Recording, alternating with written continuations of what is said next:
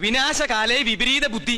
ആ കുട്ടിയോട് മത്സരിക്കണ്ടെന്ന് പച്ച മലയാളത്തിൽ ഞാൻ പറഞ്ഞതല്ലേ? ഇപ്പൊ നാണം കിട്ടില്ലേ? വാചകടിയൊക്കെ കേട്ടപ്പോ നോന്നിരിച്ചു. ഇയാളെ സംഗീതം അങ്ങോട്ട് അരച്ച് കളിക്ക് കുടിച്ചിരിക്കുകയാണ്.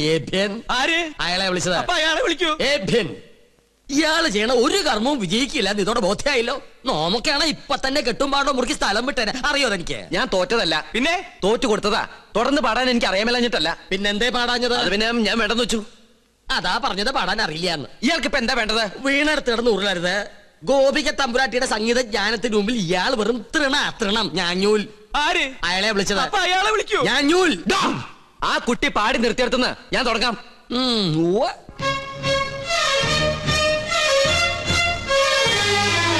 ജം തജം തത്തക്കിട ജം തജം തത്തക്കിട തത്തരികിട ദിത്തരികിട ദം തരികിട നം തരികിട തത്തരികിട ദിത്തരികിട ദം തരികിട നം തരികിട തത്തരികിട ധിൻ തരികിട ജം തത്തരികിട ധിത്തരികിട ജം തത്തരികിട ധിത്തരികിട ദിശ്രം. കരളിലെഴുമനാദി ജന്മ കർമ്മഗതീരാർദ്രമായി പെയ്യുമമൃതരാഗസാരമൊഴുകിടുന്നതിവിടെ സ്വർഗപാരിജാതമിവിടെ സ്വരവസന്ത മന്ത്രമിവിടെ സാമഗാനധാരയിവിടെ.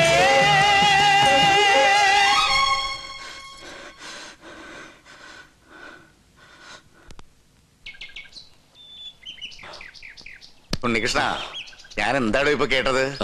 ക്ഷമിക്കണം, ഞാൻ അറിയാതെ. അറിയാതെയോ? അസലായിരിക്കണോ തന്റെ പാട്ട്? ഇത്രയൊക്കെ കയ്യിലുണ്ടായിട്ടും എന്തേ നേരത്തെ പാടിയില്ല? അത് പിന്നെ പറയടോ. ആ കുട്ടി തോറ്റാല് ഈ കൊട്ടാരം തോറ്റ പോലെയല്ലേ? ഗോപികയുടെ സന്തോഷമല്ലേ എല്ലാവർക്കും വേണ്ടത്? ആ കുട്ടിക്ക് നന്മയുണ്ടാവാനല്ലേ ഈ പൂജയും യാഗമൊക്കെ ചെയ്യാൻ എന്നെ കൊണ്ടുവന്ന്. ഞാനായിട്ട് ആ കുട്ടിയെ വിഷമിപ്പിക്കാൻ പാടില്ല. വലിയവനാടോ താൻ, ഈശ്വരാനുഗ്രഹമുള്ളവൻ.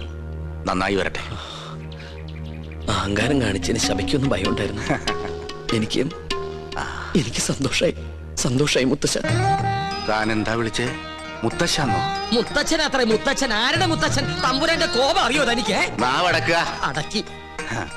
അറിയാതെയാണെങ്കിലും ആദ്യമായിട്ട് എന്നെ നാവെടുത്ത് വിളിച്ചത് മുത്തശ്ശന്നല്ലേ? ഇനി അങ്ങനെ തന്നെ വിളിച്ചാ മതി. ഞാൻ കണ്ടിട്ടില്ലെങ്കിലും തന്റെ പ്രായമുള്ള ഒരു കൊച്ചുമോൻ എനിക്കുണ്ട്. പേര് പോലും അറിയില്ല, ആരോടും ചോദിച്ചിട്ടുമില്ല. ഞാൻ പറഞ്ഞിട്ടില്ലേ കൊട്ടാരത്തിൽ നിന്ന് ഇറങ്ങിപ്പോയ ഒരു മകളെ കുറിച്ച്? അവളുടെ മകൻ. അവരെയൊക്കെ കാണണമെന്ന് തോന്നിയിട്ടില്ലേ മുത്തശ്ശന്? മോഹം ഇല്ലാണ്ടിരിക്കുവോ? ഒരു വശത്ത് സ്നേഹം തോന്നുമ്പോ മറുഭാഗം ചിന്തിക്കും. മനസാക്ഷിയില്ലാതെ വരുത്തി വെച്ച അപമാനം അന്നേരം എല്ലാം മറക്കും. ജാതിയുടെ മതിൽക്കെട്ടുകൾ പൊളിഞ്ഞു വീണ കാലം വരും. അന്ന് ഒന്നിക്കും എല്ലാരും. പക്ഷെ അന്ന് ജീവിച്ചിരിക്കുവോ?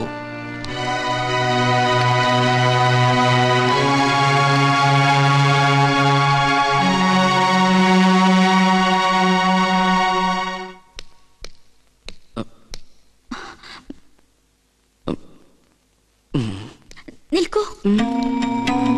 ശാസിക്കാനോ ശിക്ഷിക്കാനോ ആരും ഇതുവരെ തയ്യാറായിട്ടില്ല. എതിർത്ത് തോൽപ്പിക്കാനും ആരും ഉണ്ടായിരുന്നില്ല. അതുകൊണ്ട് ആത്മവിശ്വാസം അഹങ്കാരം കൂടിപ്പോയി. മാപ്പോ? തമ്പുരാട്ടിക്കുട്ടി എന്തായി പറയണേ? മുത്തശ്ശനും അച്ഛൻ തമ്പുരാനെ കേട്ടാ എന്റെ സ്ഥാനം പടിക്ക് പുറത്താ. ഇല്ല, അർഹതയുള്ളവരെ ഈ ഉദയപുരം കൊട്ടാരം എന്ന് സ്വീകരിച്ചിട്ടേ ഉള്ളൂ.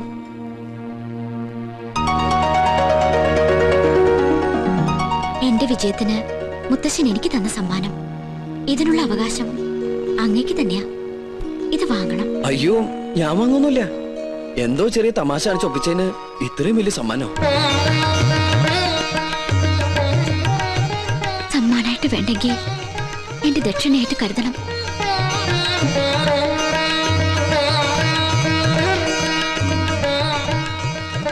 സുലൈമാനെ,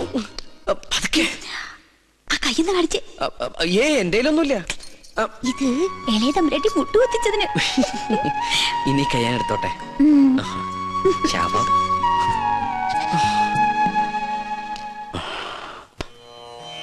41 നാളത്തെ വ്രതാനുഷ്ഠാനങ്ങൾ. പ്രഭാതത്തിൽ ദിനവും ഗണപതി ഹോമം, ഭഗവതി സേവ. അതിനുശേഷം ദേവീദേവന്മാർ യാഗത്തിന് ഇഷ്ടഭാവത്തിൽ വരുന്നുവെന്ന് പ്രശ്നവശാൽ കണ്ടാൽ യാഗം തുടങ്ങാം. മനസ്സിലാവുണ്ടോ ഉണ്ണികൃഷ്ണൻ നമ്പൂരിക്ക്? ആ തിരുമംഗലത്ത് തിരുമേനി 21 പരികർമ്മികളോടൊപ്പം ഇങ്ങോട്ടേക്ക് പുറപ്പെട്ട് കഴിഞ്ഞു. സ്വീകരിക്കാൻ വേണ്ട ഏർപ്പാടുകൾ ഉടനെ ചെയ്യാ. ഒന്നിനും ഒരു കുറവുണ്ടാവരുത്. കോപത്തിൽ ദുർവാസാവിന് തുല്യനാ അദ്ദേഹം. പരശുവേട്ട, ഈ തിമിംഗലം അല്ല, ഒന്ന് ചോദിച്ചോട്ടെ, ഈ തിരുമംഗലം തിരുമേനി എന്തെങ്കിലും തെറ്റണ്ട കോപിക്കൂ? ഇല്ല, ശപിക്കും. ആ ശാപം 7 തലമുറ നിലനിൽക്കും. മോക്ഷം കിട്ടില്ല.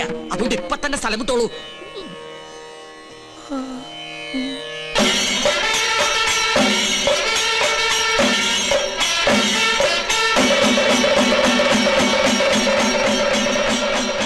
യാഗഫലം വേണ്ടത് ഈ കുട്ടിക്കാണല്ലേ? അതെ.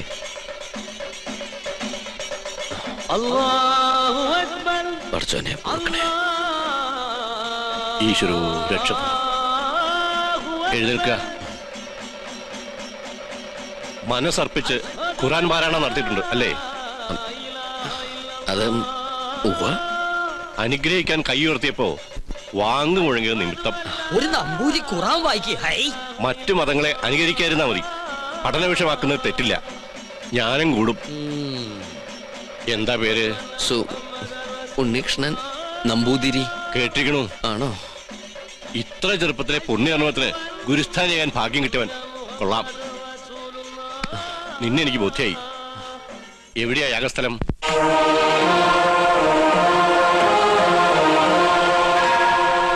അന്തരീക്ഷം തൃപ്തികരം എങ്കിൽ ഉണ്ണികൃഷ്ണൻ ഗണപതി ഹോമം തുടങ്ങട്ടെ. അറിഞ്ഞിട്ട് വേണ്ടേ ഹോമം തുടങ്ങാൻ? ഏയ്, ഗണപതി ഹോമം അറിയാം നമ്പൂരിമാർ ബ്രാഹ്മണ കുലത്തിൽ ഉണ്ടാവില്ല. വിട്ടി അങ്ങോട്ട് നീങ്ങിയേക്കൂ. ആ തുടങ്ങ. എനിക്കതിന് കഴിയില്ല. ഇപ്പൊ എങ്ങനെ? 101 യാഗങ്ങള് പൂർണ്ണതയിൽ അനശ്വരമാക്കിയ തിരുമംഗലത്ത് നമ്പൂതിരിയുടെ സാന്നിധ്യത്തിൽ ഒരു യാഗത്തിന് തിരികൊളുത്താൻ മാത്രം അഹങ്കാരിയല്ല ഞാൻ. ജ്യോത്സ്യ പ്രവചനത്തിന് വിഘ്നം വരുത്താതെ ഞാൻ അങ്ങയുടെ സമീപത്തിരുന്നോളാം. അങ്ങ് തന്നെ കർത്തവ്യത്തിന് തുടക്കം കുറിക്കണം. എന്നെ അനുഗ്രഹിക്കണം.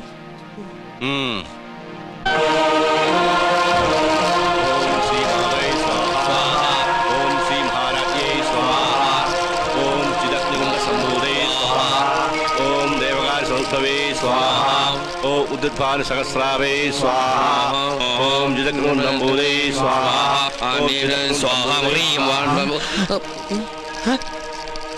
മന്ത്രം ചൊല്ലിയത് പെഴുതെറ്റിക്കണു. അങ്ങോട്ട് മാറി നിൽക്കുക. അദ്ദേഹം പറഞ്ഞത് കേട്ടില്ലേ? എണീറ്റ് പോവാ. അശ്രീകരെ ഇറങ്ങി പോവാ. യാഗത്തിന് ശേഷം കുടുംബത്തിൽ സകല ഐശ്വര്യങ്ങളും ഉണ്ടാകുമെന്നതിനാൽ ക്ഷുദ്രശക്തികൾ അതിനെ തടസ്സപ്പെടുത്താൻ ശ്രമിക്കും.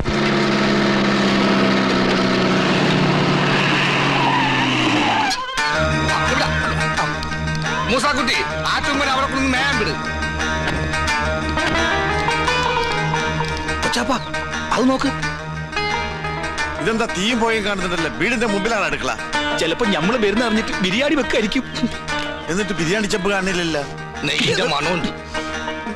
ഓം ശ്രീ മാതൈ സ്വാഹ. ഓം ശ്രീ മഹാരാജ്ഞേ കോഴി ആടൊക്കെ ഉണ്ട്. സംഭൂതൈ സ്വാഹ. അങ്ങോട്ട് ചെല്ലാൻ. ഓം ദേവകാര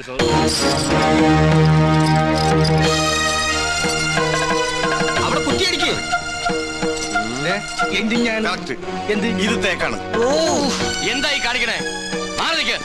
അന്യജാതിക്കാരി കൊട്ടാരം കാലുകുത്താൻ പാടില്ല. ഇവിടെ ഒരു പുണ്യകർമ്മം നടന്നുകൊണ്ടിരിക്കുക. കോടതി വിധി പ്രകാരം ഞങ്ങളുടെ മാളത്താത്ത കിട്ടിയ സ്ഥലത്ത് കാലുകുത്താൻ ആരുടെ സമ്മതം ആവശ്യമില്ല. അളന്ന് തിരിക്കാനായിട്ടാണ് ഞങ്ങൾ വന്നത്. അളന്ന് മുറിക്കലും കുടിയേറലും ഒക്കെ യാഗം കഴിഞ്ഞിട്ട് മതി, അല്ലാതെ സമ്മതിക്കില്ല. കോടതി ഉത്തരവാണ്. വെറുതെ തടസ്സത്തിന് അകത്ത് പോകണ്ട. ഈ അളക്കടാ, ഇവരെ പിടിച്ച് പുറത്താക്കടാ. വേണ്ട ശ്രീകണ്ഠ, അവര് വിധി നടപ്പാക്കിക്കോട്ടെ. വരിക. നടന്നോ. ബിരിയാണി റെഡിയായി നോക്കാം.